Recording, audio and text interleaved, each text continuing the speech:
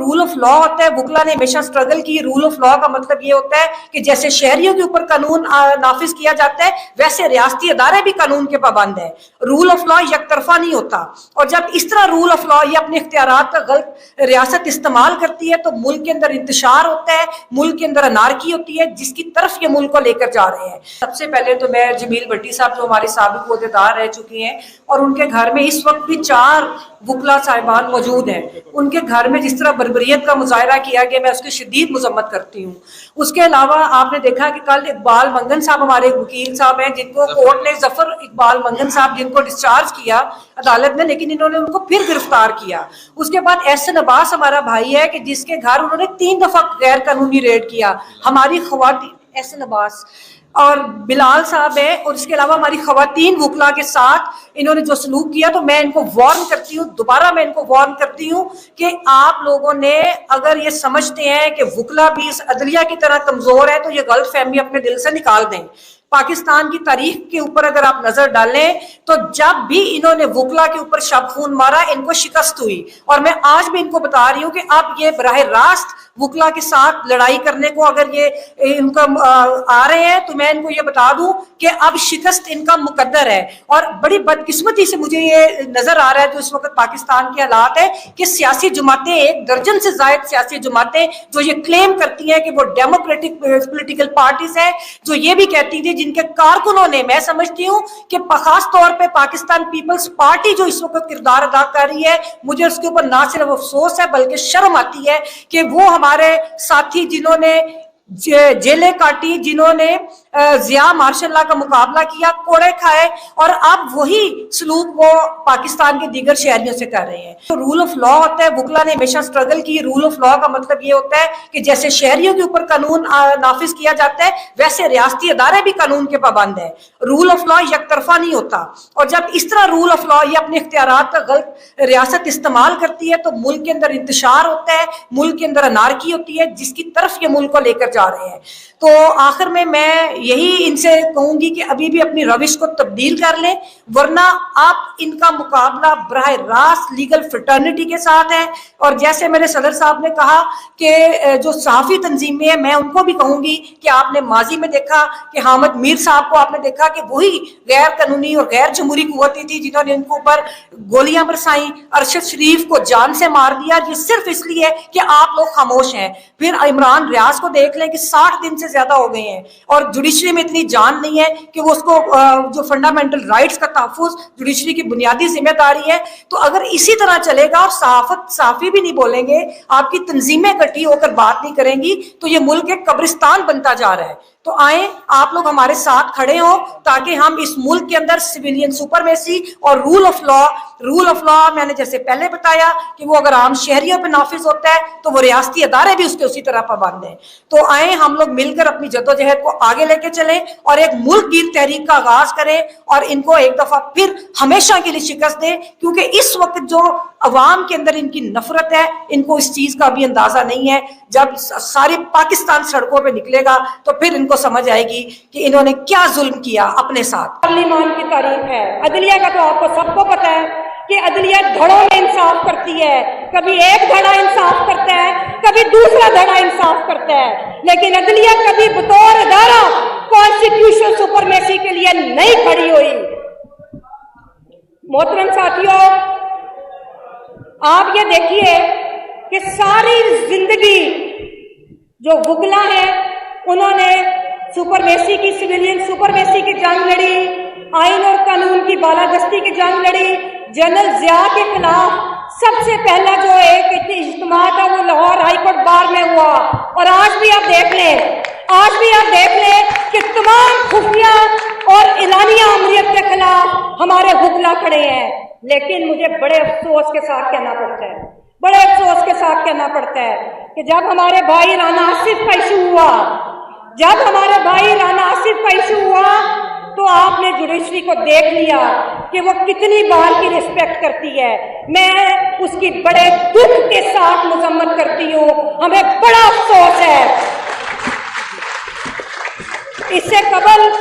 आपने देखा कि साहिवाल में वकला तहरीक के दौरान आप सारे लोग थे, ये वो जमहूरियत पसंद वकला थे कि जिन्होंने अपनी जान देने पे लड़के वकला तहरीक चलाई थी। उसमें बाहर के गद्दार जो आज भी आपके सफों में आके आपको आइन और कानून की बालादस्ती का लेक्चर देते हैं। मैं आपको बताऊं, वो जंग ये आप लोगों ने लड़ी थी, वो जंग हमारे भाइयों ने अपनी जान दी। उसके बाद बलूचिस्तान में क्या हुआ, मेरा भाई बाज काकड़ और बाकी जो 70 वकला थे हमारे भाई, उन्होंने अपनी जानें दी। लेकिन ये जो जुडिशरी, अब मैं इसको क्या कहूं, ये तो पता नहीं किसकी जुडिशरी है, इन्होंने आज तक हमें इंसाफ नहीं दिया। और आज मैंने जो इनके चेहरों पे रौनक देखी राना आसिफ वाले इशू पे, मैं आज आपको आगाह कर दूं कि ये नहीं हो सकता कि अगर इन्होंने, अभी हम एक एफर्ट की, मेरे सदर मोहतरम इश्तियाक खान साहब और हम सारे उनके पीछे हम एफर्ट कर रहे हैं, हमने पहले भी की और हम अब भी कर रहे हैं। अगर इसका नतीजा बार के वकार के मुताबिक और कानून के मुताबिक ना निकला तो फिर वही होगा कि इनको मुंह छुपाने की जगह नहीं मिलेगी। हम अपने भाई राना आसिफ के साथ खड़े हैं। और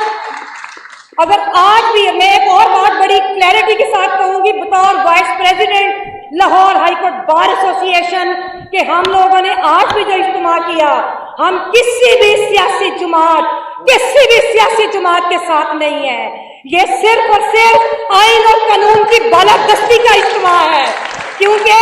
सियासी जमातों के मौक़िफ़ तब्दील होते रहते हैं। अपोजिशन में मौक़िफ़ और होता है, हुकूमतों में मौक़िफ़ और होता है, लेकिन हम जो काले कोट वाले हैं, हम लोग आइन के लिए खड़े रहेंगे और हम किसी भी सूरत आइन के ऊपर कोई आंच नहीं आने देंगे। तो रूल ऑफ लॉ होता है, वकला ने हमेशा स्ट्रगल की। रूल ऑफ लॉ का मतलब ये होता है कि जैसे शहरियों के ऊपर कानून नाफिज किया जाता है, वैसे रियासती अदारे भी कानून के पाबंद है। रूल ऑफ लॉ एक तरफा नहीं होता, और जब इस तरह रूल ऑफ लॉ ये अपने इख्तियारात का गलत रियासत इस्तेमाल करती है तो मुल्क के अंदर इंतशार होता है, मुल्क के अंदर अनारकी होती है, जिसकी तरफ ये मुल्क को लेकर जा रहे हैं। सबसे पहले तो मैं जमील भट्टी साहब जो हमारे साबिक ओहदेदार रह चुके हैं, और उनके घर में इस वक्त भी 4 वकला साहिबान मौजूद हैं, उनके घर में जिस तरह बर्बरियत का मुजाहरा किया गया, मैं उसकी शदीद मजम्मत करती हूँ। उसके अलावा आपने देखा कि कल इकबाल मंगन साहब, हमारे वकील साहब हैं, जिनको कोर्ट ने जफर इकबाल मंगन साहब जिनको डिस्चार्ज किया अदालत ने, लेकिन इन्होंने उनको फिर गिरफ्तार किया।